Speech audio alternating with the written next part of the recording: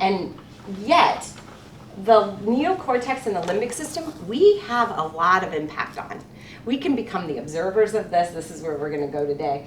The primal brain's going to work no matter what. And we will have instinctual behavior, and we will have automated responses. But we can manage some of that with the limbic system. Okay, so here's the piece that I really want to get into today. Each part of your brain is always asking questions, and these are this is a summary of the questions. The red part of your brain is always wondering, is Ginger safe? Is Laura safe? Is Kenyon safe? That red part of your brain is just keeping you alive. The blue part of your brain is the part of your brain that's like, are you happy? Are you content? Are you satisfied with life? Oh, remember that great memory we had? Have you guys seen the Disney movie Inside Out? Mm-hmm. Yeah, it does a beautiful job of depicting these voices in our head as characters. And then, am I loved? Only us and monkeys are worrying about am I loved. Every other species is just operating on instinct. But we want connection with each other. We want attachment. We feel safer with attachment. So the three core human needs come from these three parts of our brain. Safety, number one, that was that red part. Am I safe? That's our number one concern for survival. Belonging, that's the blue part of our brain, the limbic system. Do I belong to somebody? Do I belong to a group? Do I belong to a family? Do I have some connection? And mattering, that's the orange part of our body, our brain, the neocortex, the outside. And that's where we want to be seen and heard. We want to matter. So all of your worries stem from something here. All of your worries stem from something here. People you love, are they safe? Your children, do they feel like they belong? Do they feel seen and heard?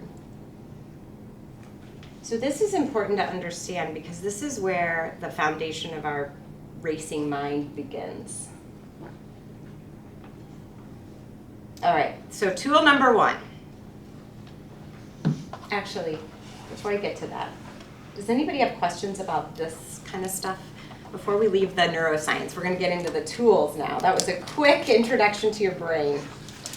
Any questions? Note some things that you just want to remember.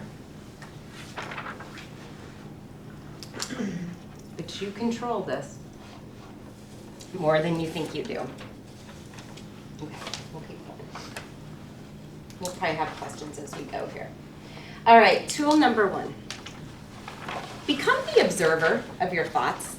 This is the first step in controlling where your mind goes, is just start to become an observer or a watcher of like, Ginger, that was interesting. You just snapped at that child. Why did you snap at the child?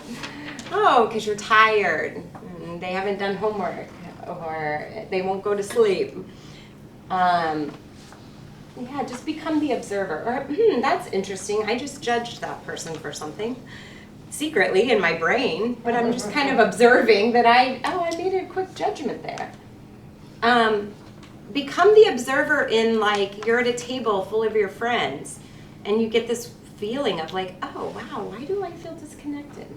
Or I feel judged. Or, ooh, that hurt my feelings when she said that. You just start to become the observer of your brain.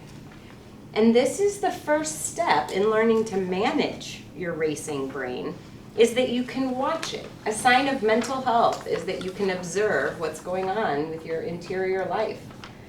When we are mentally unhealthy, we can't see out of it, right? We get that tunnel vision you hear about, and all I see is doom or sadness or failure. Mental health comes, it's an indication of mental health that I can observe myself. I can say, wow, I've been really sad lately, or I've been in a funk, or I'm angry a lot. That's a sign of mental health. It's not judging yourself, it's actually observing yourself. So the more you can learn to observe yourself, the better.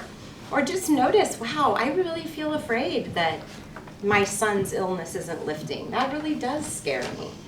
Just start to tune into that. We've talked in this group a little bit about self-compassion. We'll get more into that in the months ahead.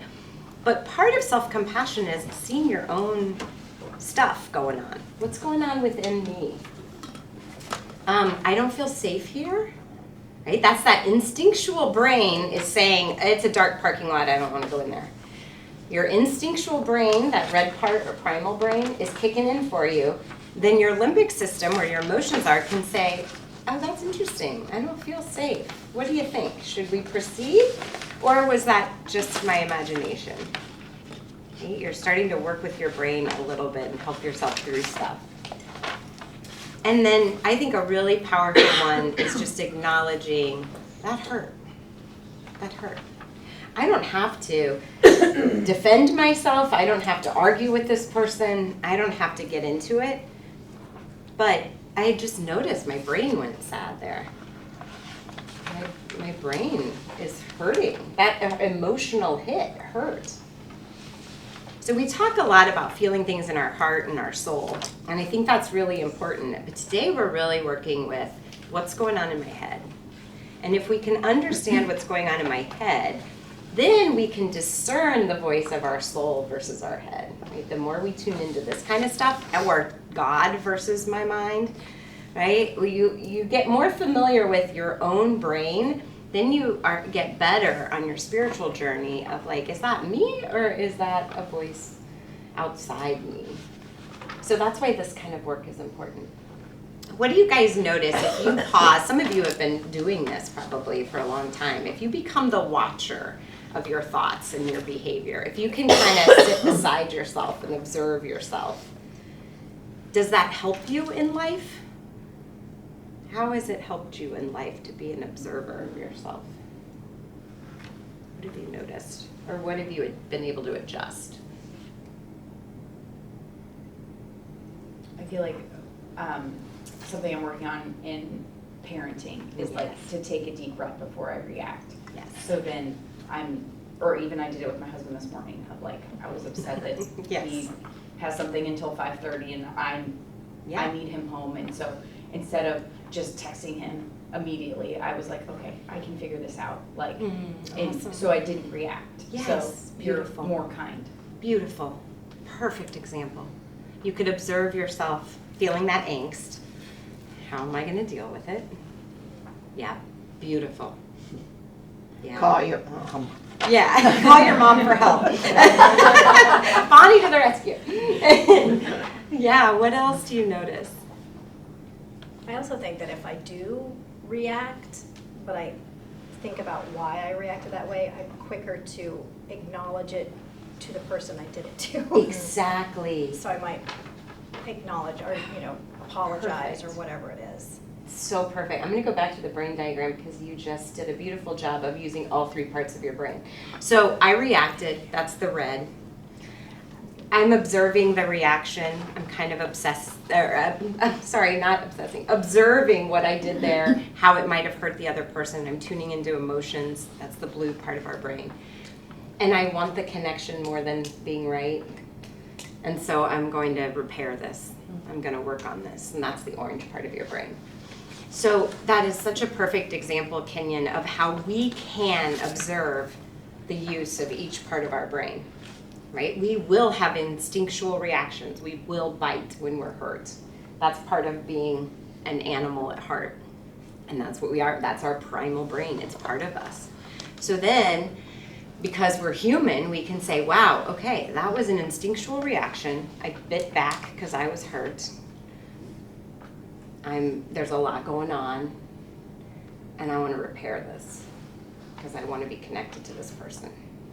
And that's a beautiful way of you observing how you're using your brain. And that's why understanding these parts is so important. Instead of my old self-hatred self would have been like, you're such a horrible person. That's what I was going to say. Like it's helped me recently to Yes. forgive myself. Exactly. I didn't act that way because I'm bad. I acted that way because I felt hurt, because You I have a was brain. scared, You have a because human it was brain. instinct, because that's what my Exactly. brain was making me do. And I need Perfect. to maybe take more control over that, but if you can understand It's not just because you're a bad person or you Perfect. failed, it's because, I mean, there are legit reasons. Perfect. to these things. That's exactly, thank you for saying that. That's why I want to share this. Exactly, Laura. 100%. You are not a bad person. You have a human brain that has Yeah. evolved over millions of years and is still evolving. Yeah. And we're trying to learn how it works. The first time I heard about this concept, I was as Eckhart Tolle, Yeah. New Earth. And it's interesting because at the time I would ruminate a lot about certain things over and over and over. And I realized that I was building these neural pathways by ruminating over the same thing over and over and over. And so when I would step back, I realized I needed to change that pathway. I needed to, like the cattle path, as Yes. you talk about. Yep. I need to restructure or reconnect my neural pathways so it doesn't go over that same path over and over. Exactly. And so that's when I realized I was doing it when I would step back and look. Exactly. Oh, Anna, beautiful. Anna's done a lot of work in the last year on understanding her brain, and we've worked together. And she's the cattle path she's referring to is one of the things I teach on. I grew up in the Flint Hills as Kansans. Many of you will know that area, with a cattle ranching family. And cattle will always take the same path to the water.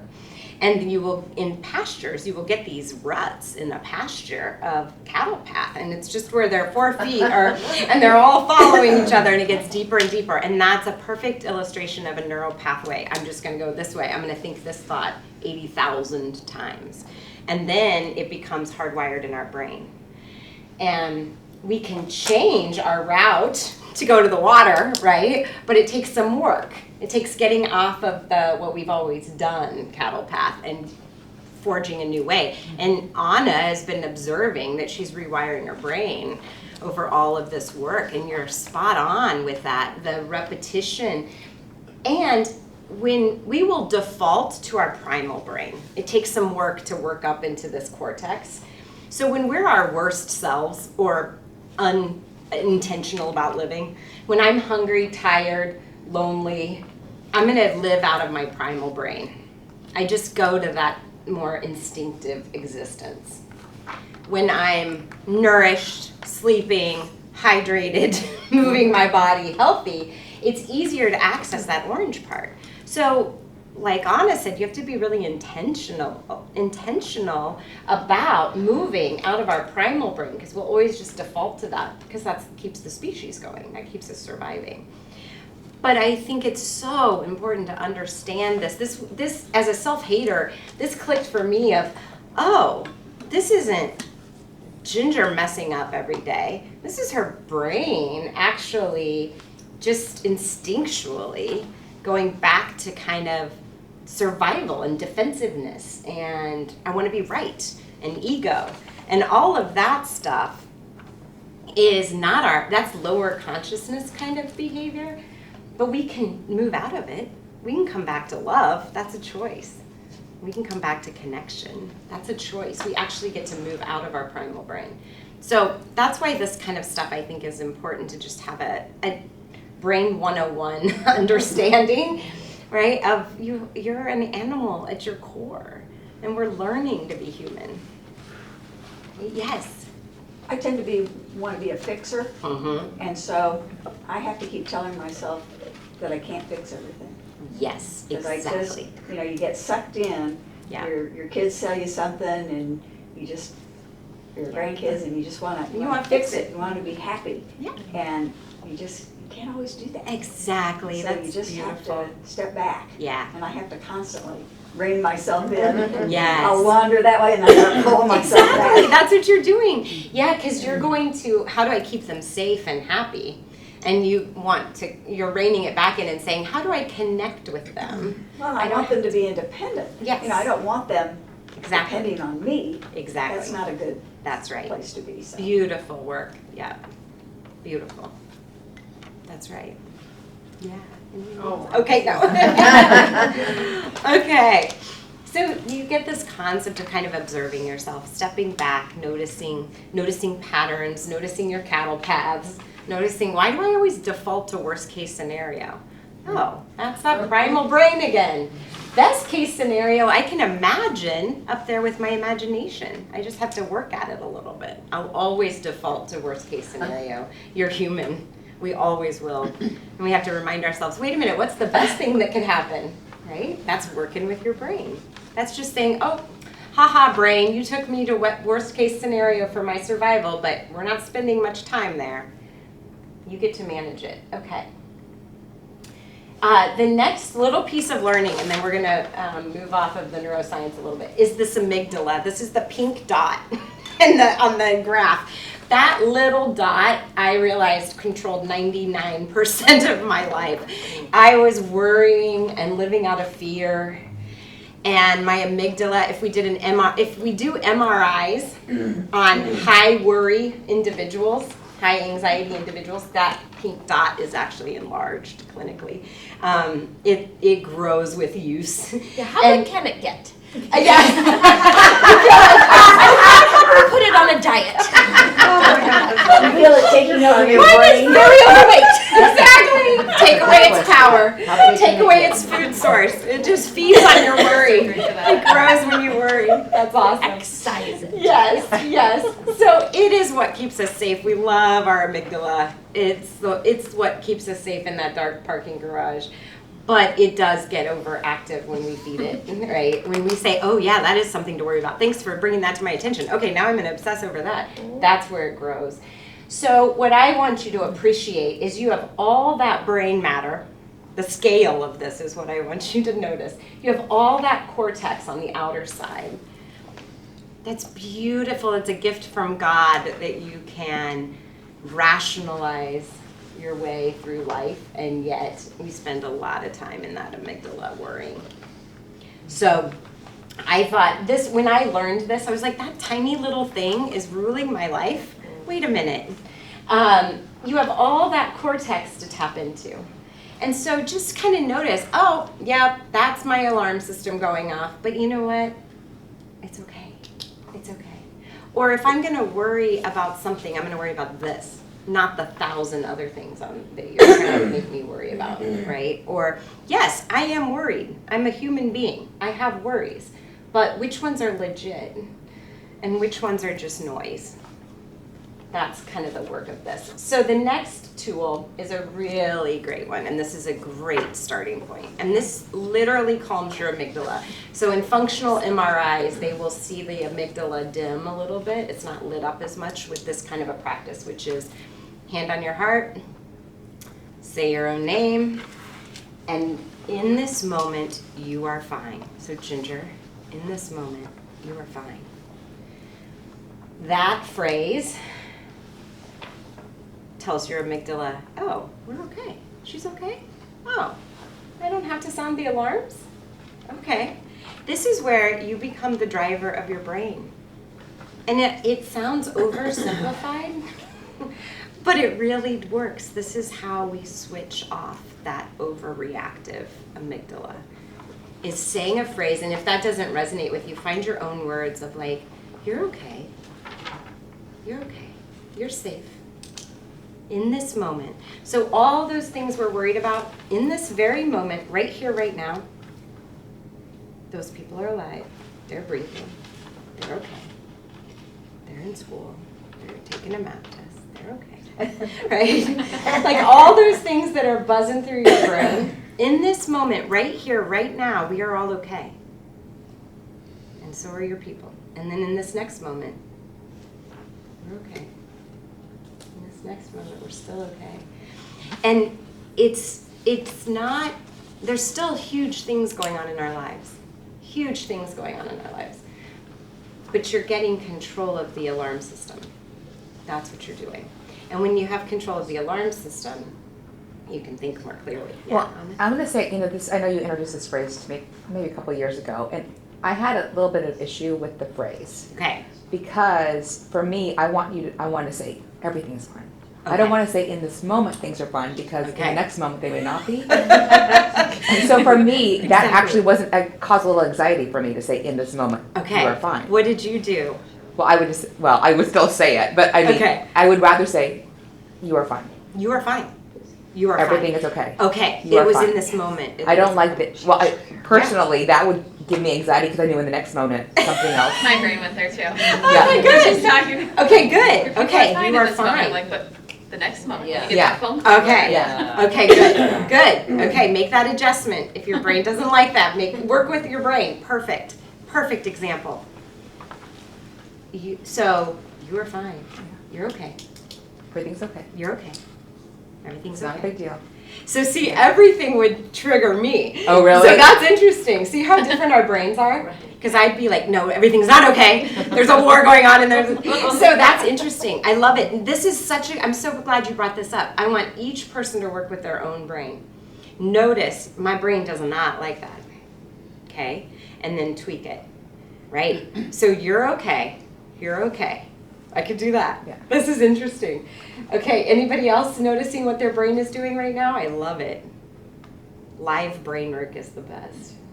There's a parenting, I don't know what her title, coach or something, Dr. Becky online. Yes, she's so And good. she does a lot of I'm a good person having a hard time. Yeah. And we've done that with our kids, and it's amazing. Like, So you good. know, like you're just a good kid having a hard time right now. Like, and it just like So takes them good. down of that. Like, I'm so bad, I'm so horrible. Or, Yes, exactly. I love her work. Her new book is called Good Inside. It's so good on parenting. Yeah, she really teaches self-compassion and inner goodness. I love that. Thank you for sharing that. Yeah, I'm a good person having a hard time. And this is a hard time. This is a hard time. Yeah. That kind of acknowledgement has been researched for over 20 years at Harvard, Stanford, University of Texas, Austin, and UC Berkeley. All have centers of looking at this kind of neuroscience of self-talk and the power of kind self-talk. And that research blows me away because I can't believe we're not talking more about it. People are, like Dr. Becky's of the world, are using Instagram to get the word out. But yeah, I love it. Beautiful. Yeah. Excuse me. So far, I just feel like everything is paralleling with my spiritual life. Yeah. Okay. And that's what I'm sensing with all of this, and that's what I used my my walk with God to to be that observer, and to, when, you know, I always say it's Satan trying to get, he knows my weak points and he's trying to get in there, and I go through it over and over, and yet I know that God is a God of love and he's not condemning, and so that's how, I mean, right now in my brain, that's what I'm Beautiful. seeing, Beautiful. that parallel. Oh, I love that, Lori. It could be, if you feel like this resonates with you, it could be the voice of God saying you're okay. Yeah. You're okay. That's true. If that resonates with you, if that feels good to your brain, you can do that. Yeah, if it feels like it has authority. What we're telling our amygdala, what we're doing is the authority says I'm okay, right? Whether that's ourselves, our neocortex, our higher evolved brain, telling our lower brain, it's okay. Oh, all right.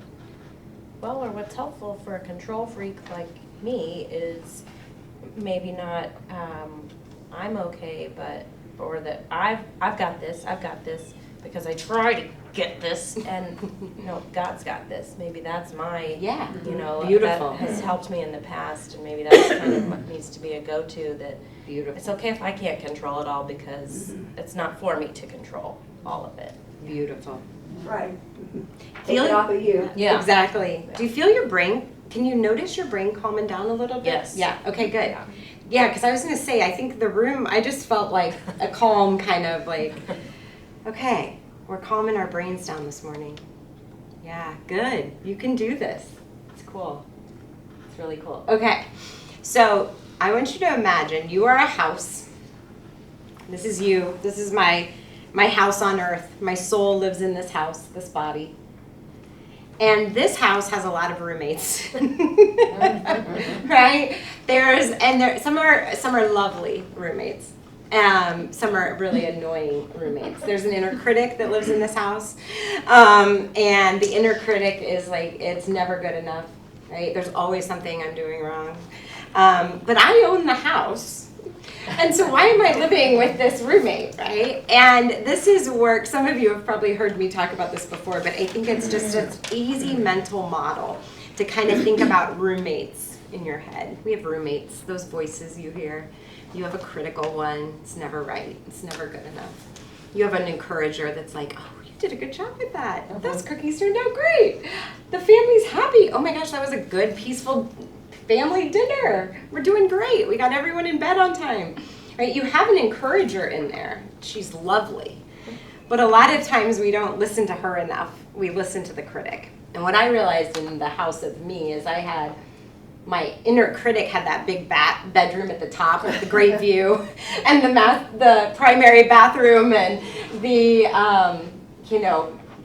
he was running the house. The critic was, and the encourager was down there in that basement, and I didn't listen to her.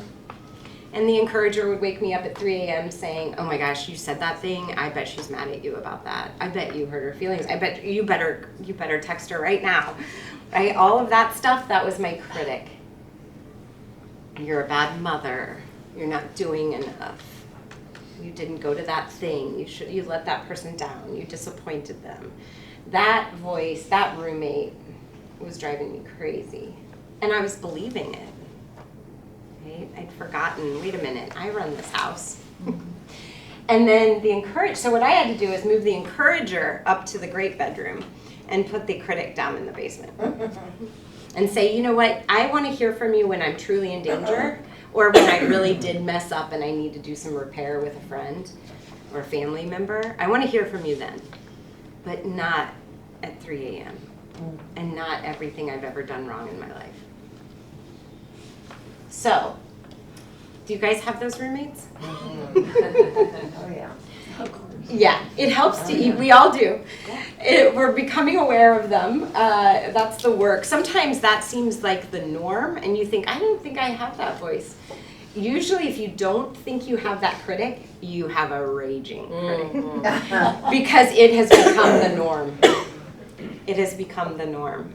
And it's funny, some people will be like in a group and they'll be like, I didn't get that inner critic thing you talked about, and then we'll work one-on-one and they're like, oh my gosh, right? Because we all have it, and if you feel like you don't, it's probably such a loud voice that you can't even separate from it to observe it. That's what I noticed in my own life. I thought that critic was the secret to my success. I thought beating myself up was, right? And so I had it really twisted. It also helps, some people like to name this critic, like Frank, shut up. You know? Or give it a name. I don't know why I picked a male for that, but sometimes it's a voice of a critical mother that's haunting you a little bit, right?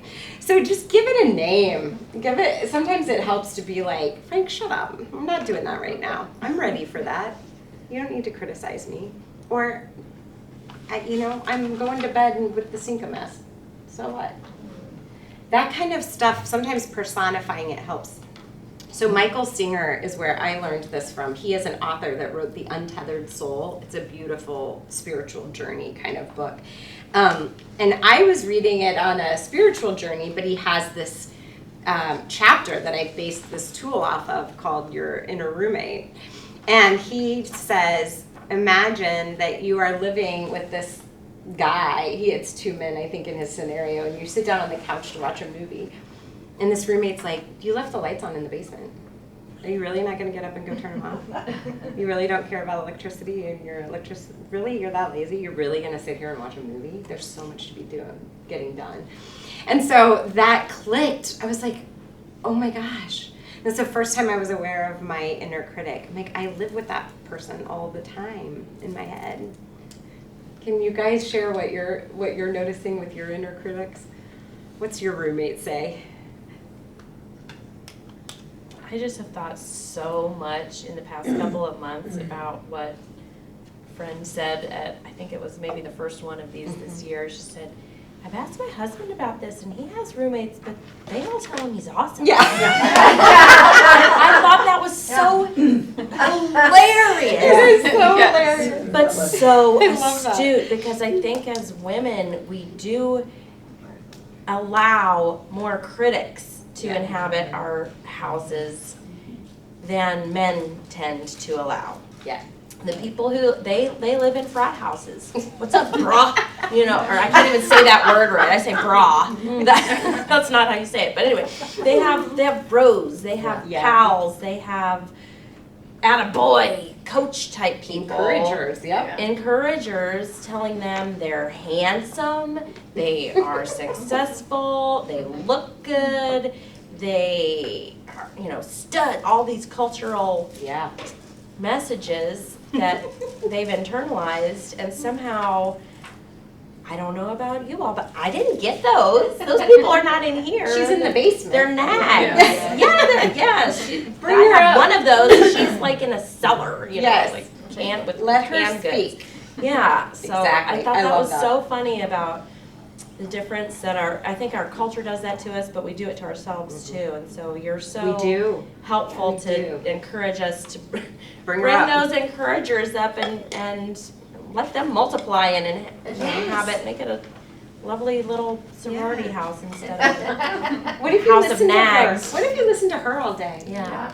Right? You'd be Really less different. angry, Mhm. less bitter, less resentful. I literally sent my husband a meme on that like 2 hours ago. Oh, That's you how did? it says having a partner who doesn't have anxiety is wild. They're just sitting there, maybe having a snack, not worried about anything at all. Like, yes. Yeah, that's my husband. What must that You're be not like? thinking about anything while you're eating. Right, yeah. 10 million things, no? That's right. That's awesome. Yeah. It's true. Anybody else notice a roommate? Or two or three?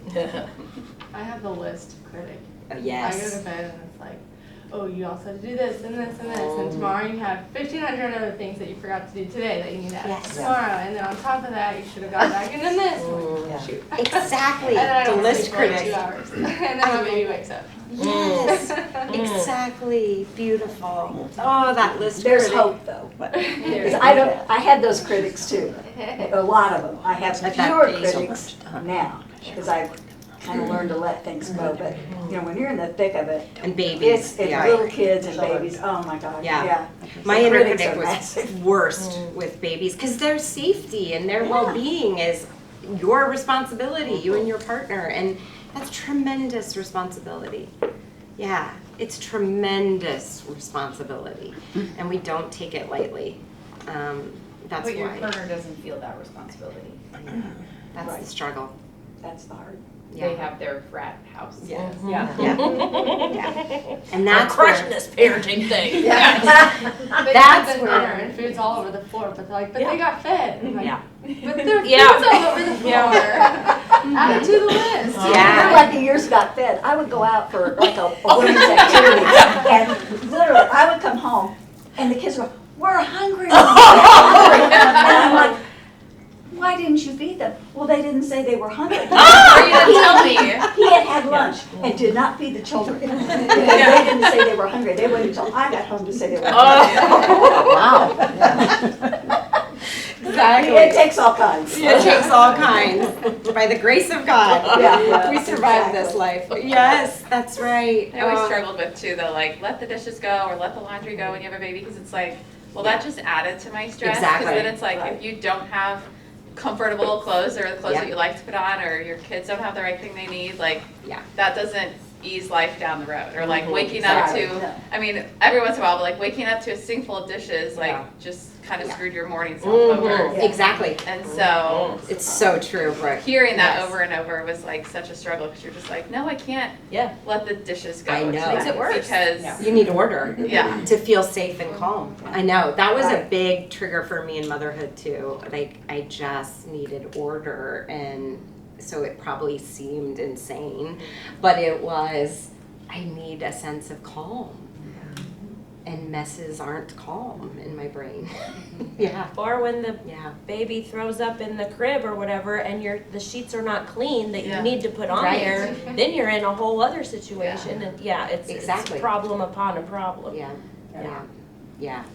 I feel like the holidays bring out a really special critic.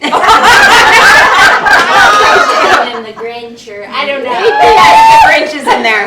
Like That's trying good, to Meg. manage all of that and Yes. you know So good. enjoy it yourself. The holiday You critic. know? I love it. That feels I love that. We're all gonna picture that this holiday. That critic doesn't go away, no matter how Yes, old you are. that's right. It rides up on the Christmas tree and comes up from the basement. Yes.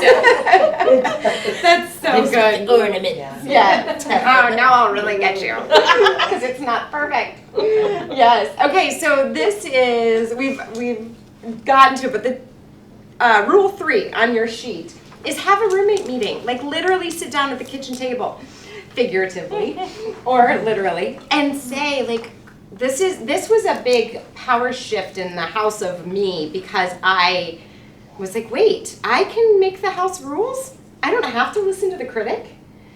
And that's a really important power shift. So I figuratively had a kitchen table meeting where I was like, encourager, I need you to speak up. I need you. I'm feeling fragile and weak and insecure, and I need to hear from you a whole lot more. And critic, I'm trying to do something brave and new. I need you to shut up while I take this on. Right? And you get back in control of your brain. You have more control of your brain than you think you do. We do not have to be a victim to the critic. We just have to power up, make some house rules. This is how it's going to run. How do Yes. you, like, there's 2 different kinds of Yeah. critics. There's the inner critic, Yep. and then there's the people Exactly. that are criticizing you. You can't really talk about them Exactly. as the people. Now, I live with a person who's not critical at all. Okay. I'm probably more critical. Okay. So, but I'm just thinking, if you live in this house with somebody Yep. or some persons Yep. that are critical of you, Yep. then what do you do? Yep. I mean, I don't have that problem, so Yeah. I don't know, but I know a lot of people who do. That's a great question. So I would say step 1 is let's tone down our inner critic first. Why take a whipping from ourselves when we're getting criticized from somebody we live Right. with? So, because we can't change other people, sadly. We can fight and we can point out and we can, and they can say noted, and then the behavior returns the next day. But Right? isn't it those people that are causing that Yes. inner critic? They feed it. Right. That's why we have to have our own back. Yeah. I have to be on Team Ginger that says, okay, the world's coming after me. I am not going to do that to myself. Mhm. And that's where this is really important work, because if we're beating ourselves up all day long and the world's piling it on, then we start to say, I'm a bad person. What's wrong with me? I can't make anybody happy. And that's where we spiral. So the one thing we can control is how we talk to ourselves. What I say to myself and what's happening inside my head. That I can control. I cannot control the criticism or opinions of other people. And But as encouragers, Yeah. we can sure help people that's right. that we see. And I will tell you, the phenomenon, Judy, is if you're listening to your encourager more, you are much more encouraging to other people.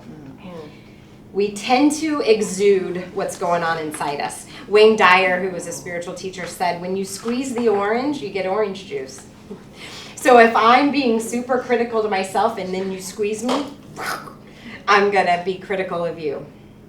If I'm super encouraging inside and you squeeze me, I'm going to be encouraging to you. And that is why I teach this stuff, because I know we all want to be compassionate people in the world. We all want to be that encouraging force of light in the world.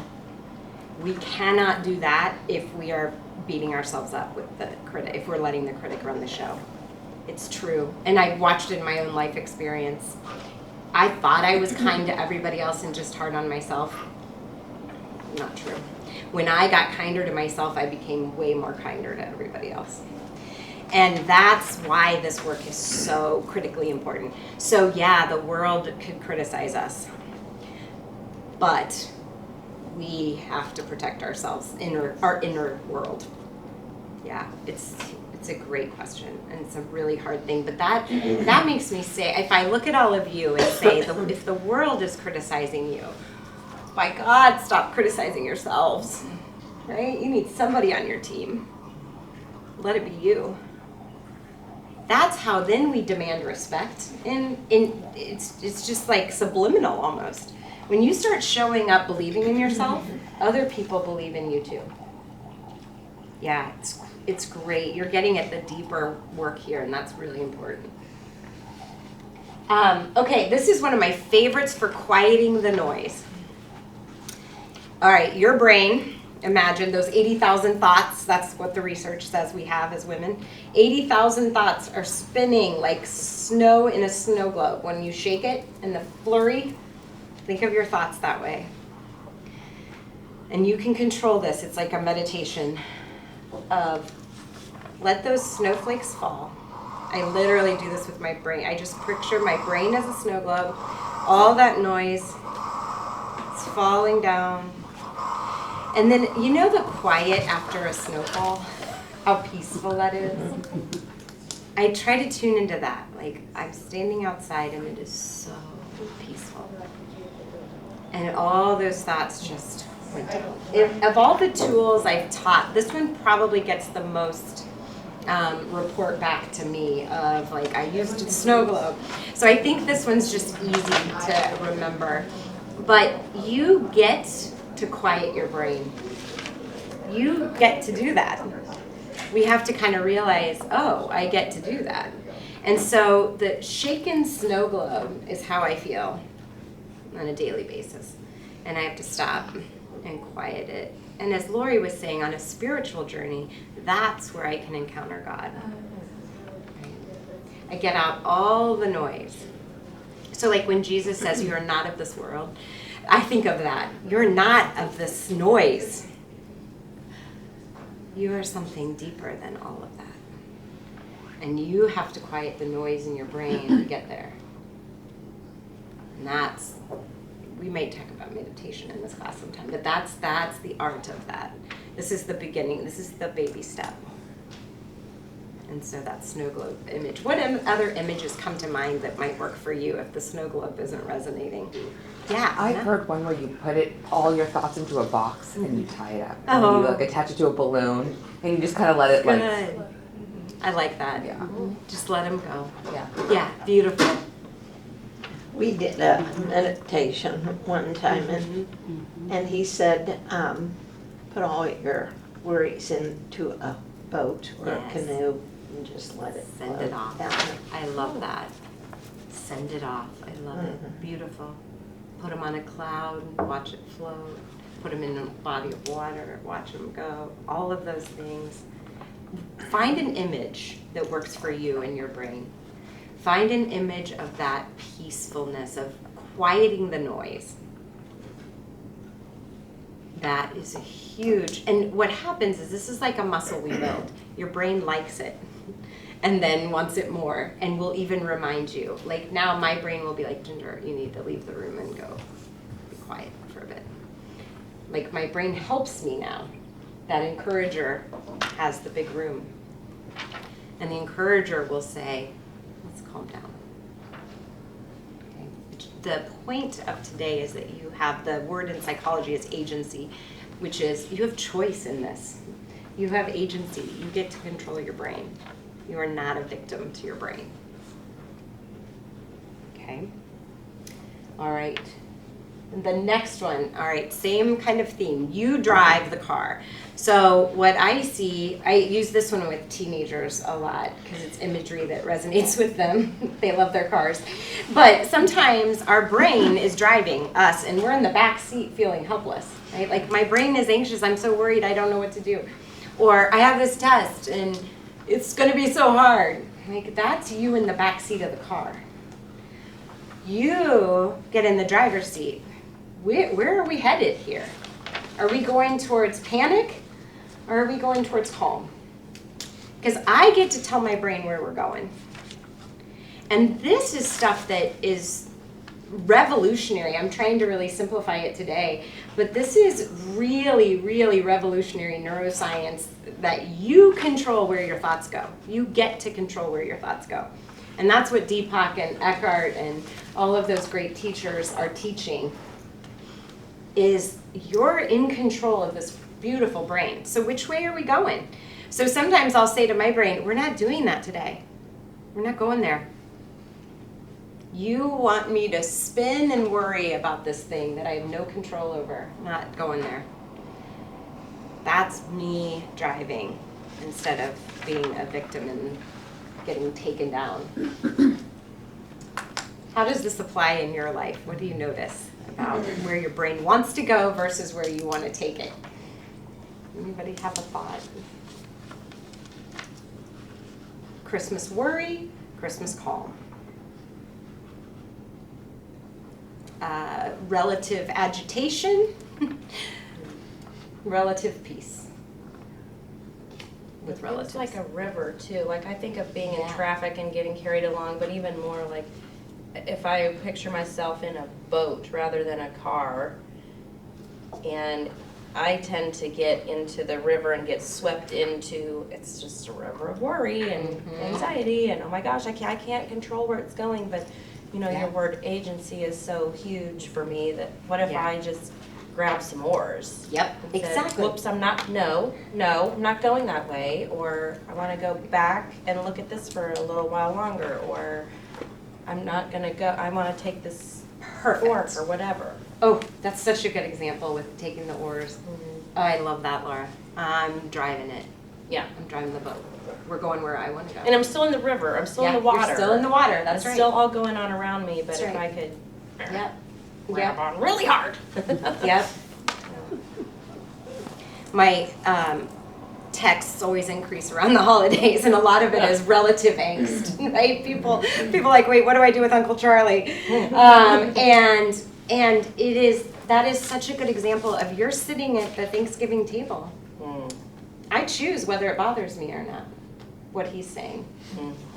I think he's wrong, but am I gonna let it bother me? Right? So I could let that just eat me alive, and this could be the worst Thanksgiving on record for me. I hate my family. I hate Thanksgiving. I can go there. Or I can say, Uncle Charlie thinks you're wrong, but I'm not letting it bother me today. Or I think he's wrong. Somebody else thinks he's right. Or the whole family. Maybe you're the only one at the table. Am I going to let it take me down? Right? And this is where you have choice, where your brain goes. You really have choice. Remember, the only part we don't choose is breathing, our heartbeat, our instincts, our vascular system pumping. Everything else in that brain, that blue and that orange, choice. I choose. I may react, and then I choose what I'm going to do next. Really, really important to understand thought choice here. Does it feel like, oh wait, I can choose my thoughts, or does this feel like, no way, I can't choose? It feels like a goal. Okay, good. Okay. Something I'd like to be better at, all of these choices. Good. Okay, good. I'm taking this home. I'm Good. gonna talk to my husband about it. Good, Steph. Good. What I have found is this is a pretty quick learning. It doesn't take a lot to get our brains to do this. The deep neural pathways take longer, but this kind of stuff that you're learning today, these are the quick tools. These are the quick resets. But it takes some intention. It's definitely a power play, I feel like, in my brain. It's more a power play than anything else of like, oh, wait a minute, no, we're not doing that. Or I'm not doing that to myself. I'm not criticizing myself over this. I'm not letting this define me. But like I would notice when I was starting this work years ago, if I dropped a glass in the dishwasher, that was a whole thing, loading the dishwasher, that was a whole thing of, you mess everything up, you're such a mess, you can't do anything, you move too fast, that would have been a 3-day execution of me for breaking a glass. And so that's the kind of power play I'm saying is, it's a broken glass. I'm not doing that to myself. Right? And so that's where we build a muscle. I really think a lot of this work is like muscle building. It's taking back the power in your brain to not crucify yourself, to not criticize yourself, to get on your own team, to say, you know what, Ginger, that didn't go so well. You kind of were a little unreasonable there, but it's okay. We can fix that. We can do better next time. It's not a free pass for bad behavior for yourself, right? Because some people get afraid of like, well, I'm going to become arrogant and mean and all about me. That's not what happens. I have yet to see that happen in the 7 years I've been working with people on this. What happens is you get kinder and everyone's like, oh my gosh, I see a change in mom. Right? Mom's not as stressed. My kids would report that to you. They notice the difference. And so it's not that you become arrogant and egotistical, it's that you become calmer and kinder and softer, gentler. My voice is gentler. Like I'm still kind of noticing changes in my own brain. Things that would have sent me in a spiral. Now sometimes I'm like, wow, that was interesting. I have a question. Yeah. Instead of just talking to your Yeah. brain, Yep. you can take some of these things and actually that would cause actions. That's right. Exactly. So, Yeah. like I was just saying to her, just kind of as on the offside, but truly, just like if you're so bothered about Charlie Yeah. at Thanksgiving, Yep. then my brain would probably say, don't invite Charlie. Right. See how calm you can be there? Right. Exactly. I mean, you so have options. You can act. That's right. That's right. So that is a perfect example, Judy, of the benefit of this kind of work is clear thinking like that. Wait, inviting Charlie is an option? I never thought about that before. Exactly. Exactly. Taking your power back. That's right. Beautiful power. It's compassionate power. We're not subjecting ourselves to that. Right. Yeah, exactly. You got it. You totally. Your brain likes How about this. inviting Charlie is, I mean, It's the only option. That's right. Yes. So then, And part of me wants to be right, yeah. Okay. you know, when Charlie starts Exactly, talking. exactly. And so it's like, I know. you know, me to say, well, this is, you Yeah. know, I need to not think about that. It's really hard. I know. You know. So then one of the things, that's such a good point, thank you for bringing it up, is for your inner peace, is being right or being peaceful more important? And that's kind of where we get. There are times where being right is what I would choose, right? This is something I'm going to fight. And what we each have to realize is I do have a choice, right? I choose peace this year because I've tried and I'm never going to convince Charlie. He's hateful and he's listening to hateful stuff and he's getting more hateful. There's nothing I can do there. So I'm going to protect my peace. And one of the things that helps me a little bit is knowing Charlie's body is so full of toxicity.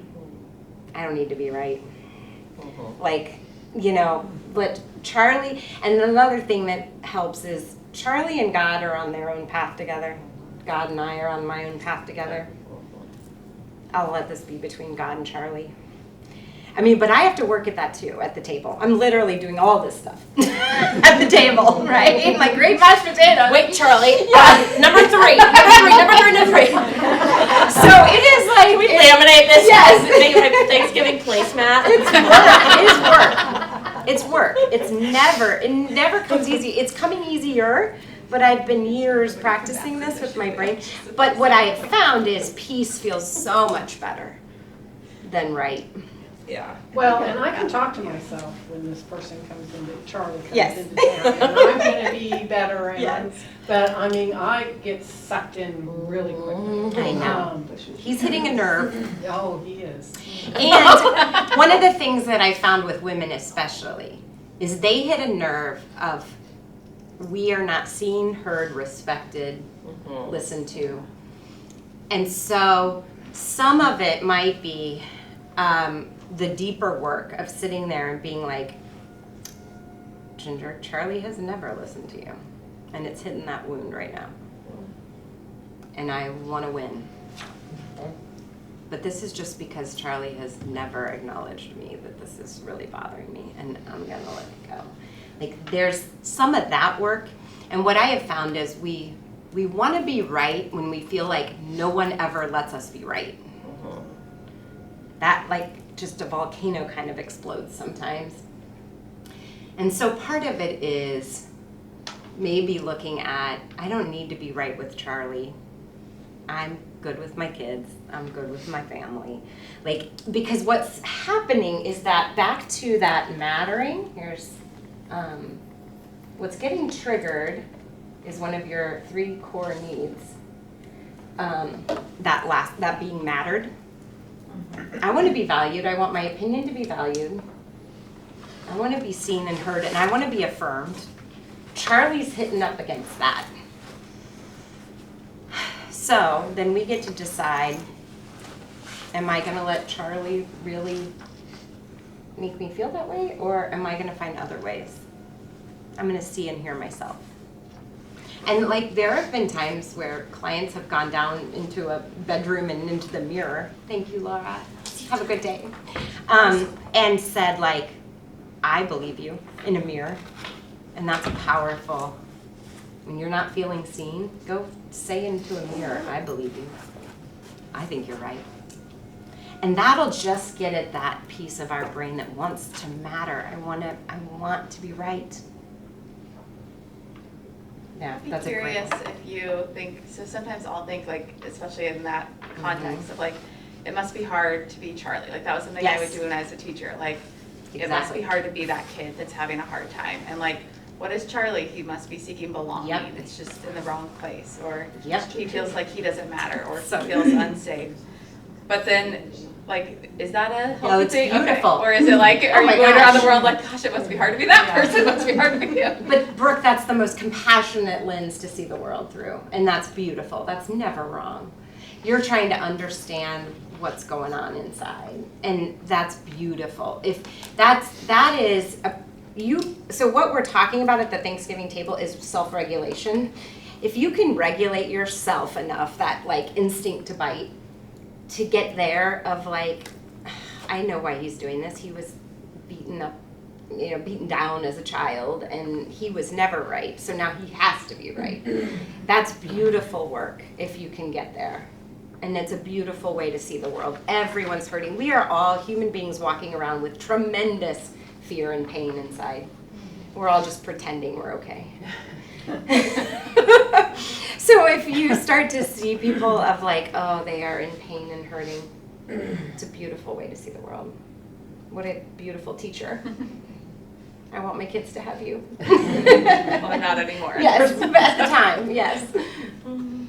Yeah, good stuff. Okay, one more tool at the end. On the same deal as driving.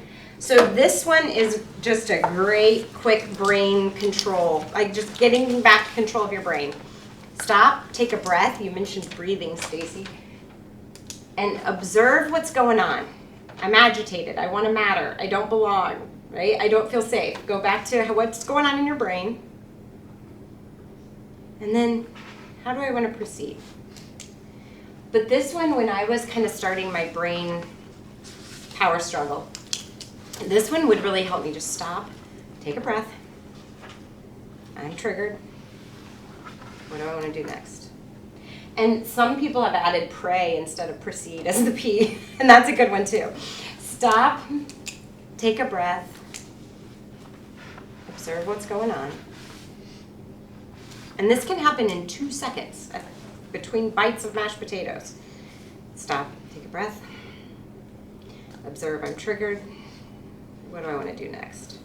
That's the agency. That's, you're in control of your brain. Proceed with caution. Proceed with caution. Exactly. That's good for when you're actually driving. Yes, exactly. When you have the That's right. idiots. that- Exactly. Observe what's happening. I know. A woman pulled out in front of me yesterday, like really close call, and she was crying hard. And I realized, like, I got stopped and the other car swerved and we didn't collide. And we were all just sitting there. And she had already been crying. It wasn't, but I thought, oh my gosh, what's going on with her? She was crying buckets and she couldn't see, or she pulled out and didn't. And yeah, and I did just sit there for a second, like, oh my gosh, okay, thank you. We're gonna go on. But I kept thinking about her all day. I'm still thinking about her today, like what was going on. We've all had those moments. We've all been that girl.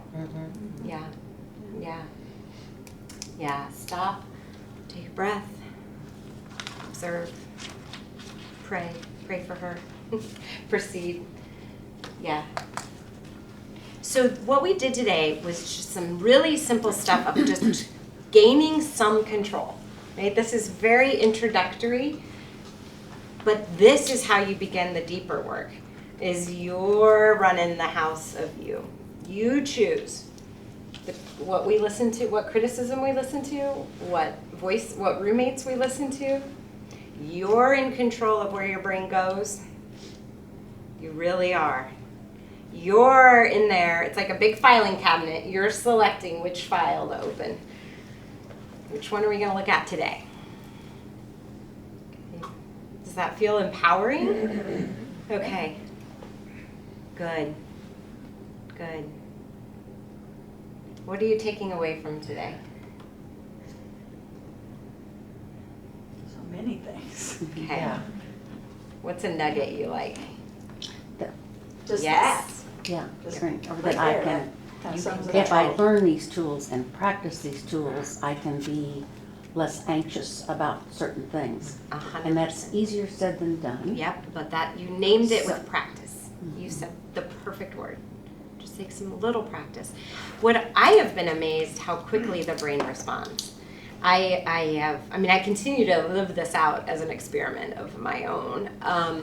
And this kind of stuff, it's almost like our brain is exhausted from all the worrying, and like it wants a calmer existence, so it gets on board. It's really interesting to me that it doesn't take too much time. If you do these things, and if you're just conscious and intentional a little bit, it's almost like your brain says, oh, I like this. Can we do more of this? This is good. Yeah. One thing that jumps out at me is the inner critic. I can see that inner critic Yeah. is already becoming the main roommate for my daughter. Yes. So is this like, are these tools appropriate Yes, for they are. preteens? And Yes, the roommate thing kids love. Yep. My youngest client right now is, I think the youngest one I've ever had has been 11. And she loves this. And I knew her mom, so I worked with her. And she loves it. And the roommate thing works really well with her. All of these are pretty simple to use with kids. One that's great with kids at breathing is put a stuffed animal on their tummy and watch it go up and down. That means they're deep breathing. There's a lot of this stuff can be applied to kids. So like if you do the stop one with them, like lay on the floor, can we make let's make, because that's a deep breath, right? Your lungs go down to the bottom of your rib cage. So if your belly expands when you're breathing deeply. If your chest is moving, that's not deep enough. And it's so hard as women because we spend our lives trying to tighten abs. And so it's very hard to release it. That's why I love the statue of Buddha, where Buddha's like rolls, or, I'm like, yes, Buddha's the good breather. But you can do that, and it's amazing. Little kids get it better than we do. But that little stuffed animal will rise and fall, and then observe how you feel right now. That's great to do with them. The roommate thing really works. Of like, which is that your critical roommate? And like Brooke was saying, that good inside but having a hard time. I'm a good kid having a hard time. Mm-hmm. That's really good. I really like that. Yeah. Because that's taking away the power from the critic. The sooner we take the power away from the critic, the better. Whatever and follow your mother's intuition. You'll have the right phrase. You can't do damage teaching love and kindness to your child. You can't do damage teaching, let's be kinder to yourself. Yeah. I think the one part that I was glad I was reminded about, and this is hard for me to do, is to put myself in somebody else's shoes and say, why is he acting that way? Mm-hmm. And then the compassionate piece. Mm-hmm. And I need to remember to do that more often. Good. That's beautiful, Anna. I mean, that we all do. Yeah. I'm going to go back to this, the human needs, because that's what's going on. One of these needs isn't being met in that person or hasn't been met their entire lifetime. And it shifts the way you see that person after you like reframe. Exactly. Yeah. Exactly. And you don't take their behavior personally. That's right. Exactly. Oh, that's that is a huge liberation from anxiety if you cannot take behaviors personally. It's not about you. They're struggling. That, like, feel the weight lift if I didn't make it about me when somebody's angry. Yeah. Yeah. Anything else? What other things are planted in your beautiful brains? It's just your brain. We are a machine working. We have to learn how to manage it and run it. Right? You probably know more about how your car works than your brain. Not really. Not really. Well, like how your air conditioner turns Coffee on, maker. how your Yeah. speakers work, how your, Not the yes. car. Very Not basic. the mechanical, but the, like, I know what buttons to push in my car to get what I want.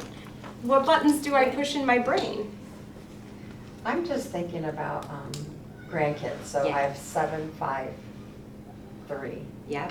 And I'm watching the world happening differently through them than my kids sons who are 34 and 31, particularly social media. Yeah. And I'm thinking about like their anxiety level and how high it is, like just, there's so many more cartoons. Like when I grew up, there was like 3 channels, like 542 in St. Louis, black and white TV. I feel old now because I'm looking at that, I'm like, they're watching all these different cartoons that seem fine, but I'm like, there's a lot of choices. And Exactly. I'm just thinking about this anxiety level for my grandkids too. So I liked really, the one that's really gonna stick, hand on heart, say your name in this moment, you are fine. I'm gonna use it with my grandkids. Yeah. Yep. Because sometimes just their anxiety over all the things going on and their choices and their whatever, I love that. Yep, So I'm good. using it for me and also for my grandkids. Yeah, Who I that- sometimes, I have a day with or, get to babysit with my husband or whatever. Yep. So, So, yeah, kids get so, like, belonging is such a Yes. thing. So, like, even you can teach them that, like, even when you're on the playground and everybody runs away from you and nobody will play with you, you could do, Ginger, you're okay. And teach them that. It's powerful. One teen told me she did it at lunch. Everybody was saying where they were going to sit and nobody was including her. And she was like, you're okay. Right? And those are great to teach to kids. Great to teach. It's self-soothing. Yeah.